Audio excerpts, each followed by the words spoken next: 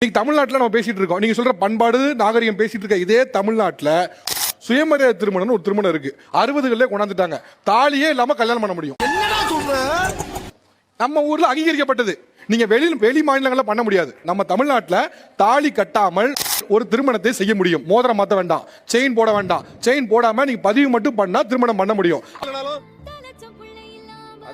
அப்ப அதுவும் நடந்துகிட்டு தான் இருக்கு. இன்னைக்கு பண்ணிருக்காங்க. நம்மளை பொறுத்த வரைக்கும் என்னன்னா, விருப்பப்பட்டவங்க தாலி கட்ட போறாங்க, விருப்பம் இல்லாம தாலி கட்ட போறது. புரிஞ்சுக்கிட்டாங்க வாசு. சில பேர் எனக்கு இடைஞ்சலா இருக்குன்னு கழட்டி வைக்கிறாங்க. இப்போ ஒண்ணு இல்ல, எம்ஆர்ஐ ஸ்கேன் ஒண்ணு இருக்கு.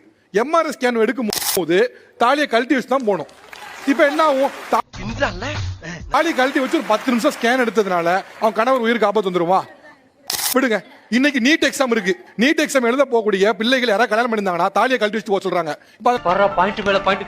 என்ன ஆயிடுச்சு, ஒவ்வொருத்தவங்களோட மனநிலை ஒவ்வொரு மாதிரி இருக்கும். அவங்க மனநிலை அவங்க என்ன நினைக்கிறாங்க, ஒரு 10 நிமிஷம் கழட்டி வைக்கிறாங்க கணவரோட உயிருக்கு எந்த ஆபத்தும் இல்லைன்னு நினைக்கிறாங்க. அது அவங்களோட நம்பிக்கை.